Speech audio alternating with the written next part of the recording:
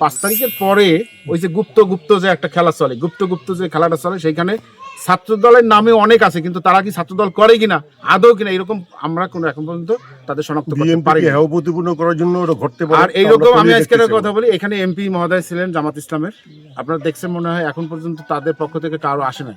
আমি শোনা শুনছি যে এই যারা অপ্রীতিকর ঘটনা ঘটছে, এই ছেলেরা মনে হয় সম্ভবত ওই দলের সাথে সম্পৃক্ত, এবং এইরকম ঘটনা শুনছি, এই কারণেই তাদের আমরা এখানে দেখতেছি না। এই যা আমাদের যারা এমপি বিরোধী দলীয় গ্রুপের আমরা এখন পর্যন্ত দেখি নাই।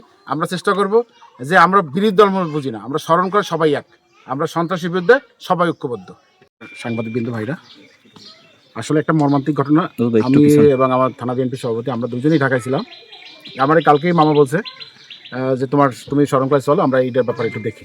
আমরা তাৎক্ষণিক রাত্রেই চলে আসছি। আমি সকালে কালকে রাত্রে আপনি জানেন গতকালকে যে ঘটনা ঘটছে, আমার সাংগঠনিক সম্পাদক বাদল ভাই, এই ওয়ার্ডের প্রেসিডেন্ট সেক্রেটারি সহ সবাইকে আমরা এখানে পাঠিয়ে দিয়েছিলাম এটা পর্যালোচনা করার জন্য, এবং ছাত্র দলের যে আহ্বায়ক ছিল সাবেক তারেও পাঠাইছি এখানে, যে এখানে কী ঘটনা মানে যে ঘটনাটা ঘটতেছে সেটা আমরা জানার জন্য। আমরা জানতে পারছি যে এখানে সুবাহান নামে যে ভদ্রলোকটা ছিল, সেই ভদ্রলোকটা কোন দলের সাথে সম্পৃক্ত তাও আমরা জানি না। আমরা জানবো যে কোন দল, তার ছেলেরা কোন দলের তাও আমরা জানি না। কিন্তু যারা আসছেন, তারা কারা কারা আসছেন এটা আমরা খোঁজখবর নিচ্ছি, এবং তারা কোনো দলের সাথে সম্পৃক্ত থাকলে, যদি আমার দলের সম্পৃক্ত থাকে, আমার সভাপতি যে মহোদয় যে কথা বলছেন সেইভাবেই ব্যবস্থা নেওয়া হবে। তবে আমি আপনাদের কাছে একটা বার্তা বলবো যে সন্ত্রাসের স্থান শরণখোলায় হবে না, এবং আমাদের দলে আমরা যতক্ষণ পর্যন্ত দায়িত্বে আছি ততক্ষণ পর্যন্ত আমাদের কাছেও স্থান হবে না ইনশাআল্লাহ। আমরা এটা করতে দিব না, কারণ সন্ত্রাসীরা সবসময় ওরা হয়েছে, ওদের টার্গেটই থাকে সন্ত্রাসী কার্যকলাপ। ওরা টাকার বিনিময়ে এক জায়গায় যাবে, ওরা কারো লোক না, ওরা আমাদের লোক না, কারো ব্যক্তিগত লোক না, কারো হইতে পারে না। ওরা শরণখোলার আমাদের শরণখোলাকে ধ্বংস করার জন্য ওরা এই কর্মকাণ্ড করবে। এই জন্য আপনারা সবাই আমাদেরকে সহযোগিতা করেন। আজকে যেরকম এই প্রেস ক্লাবের সমস্ত সাংবাদিকরা আমাদের এখানে উপস্থিত হয়েছেন, আমরা চাই যে আপনাদের এই যাত্রা জানি সবসময় শরণখোলাবাসী দেখতে পারে, এবং শরণখোলা উপজেলা বিএনপিও দেখতে পারে, জানি এইরকম একসাথে সবাই মিলেমিশে আপনার শরণখোলায় যারা এই অপকর্ম করে তাদের অপকর্ম তুলে ধরবেন।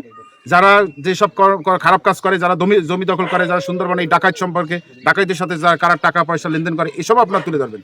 আপনাদেরকে ধন্যবাদ জানাই শরণখোলা উপজেলা বিএনপির পক্ষ থেকে, আপনারা এখানে উপস্থিত হয়েছে এই জন্য আবার ধন্যবাদ জানিয়ে আমরা দুজনেই সিদ্ধান্ত নিচ্ছি রবিনের ঘর মানে সারার জন্য যে টাকার দরকার হয় সে টাকা আমরা ব্যবস্থা করে দিব ইনশাল্লাহ, দিব।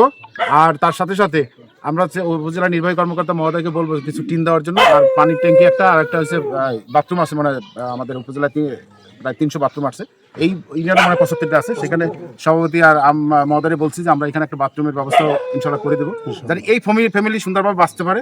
তবে আমি আপনাদের কাছে আবারও বলি যে একটা কথা বলি, যারা অন্যায় করছে তাদেরকে আপনারা তুলে ধরেন, যে কারা কারা অন্যায় করছে তাদের নাম ঠিকানা আমাদের কাছে বলেন। যারা অন্যায় করে নাই এরকম ব্যক্তি জানি এই মামলায় সম্পৃক্ত না হয় সেদিকে আমরা খেয়াল রাখবো, কারণ যারা অন্যায় করছে তারা কোনো দলের না এবং কোনো গোষ্ঠীর হইতে পারে না। আমরা মনে হয় সম্ভবত আমরা চেষ্টা করতেছি, আপনি মনে হয় কালকে দেখছেন স্বরাষ্ট্রমন্ত্রী একটা বক্তব্য দিয়েছেন, প্রত্যেক জেলায় অভিযান শুরু হয়েছে। আমরা চেষ্টা করবো যারা সন্ত্রাসী কার্যকলাপ করে, যারা চাঁদাবাজি করে, যারা মাদক ব্যবসার সাথে জড়িত, তাদেরকে আইনের আওতায় আনা হোক। আর এইরকম যদি মাদক ব্যবসার সাথে জড়িত না থাকে, মাদক খাওয়ার ব্যাপারে যদি জড়িত না থাকে, তাহলে ছেলেপান করলে আমি টাকার বিনিময়ে কোনো জায়গায় সন্ত্রাসী কার্যকলাপ করতে পারবো না। যে কারণে আমরা আপনি আরেকটা জিনিস বলি, আমরা এই ব্যাপারে আমাদের বোর্ড কর্মী সভা বিএনপির প্রত্যেক ওয়ার্ডের 51 সদস্য সহ আমরা ইউনিয়নের যে 9টা ওয়ার্ড আছে এবং ইউনিয়ন কমিটি সহ আগামী 7 তারিখে 2 নং খুন্তাকাটা ইউনিয়ন, 8 তারিখে 1 নং ধানসাগর ইউনিয়ন, 9 তারিখে 3 নং আইন্দা ইউনিয়ন, 10 তারিখে 4 নং সাতক্ষীরা ইউনিয়ন আমরা প্রোগ্রাম দিচ্ছি এই সব ব্যাপারে, জানি এইরকম ঘটনা আর কোন জায়গায় ঘটনা না ঘটে।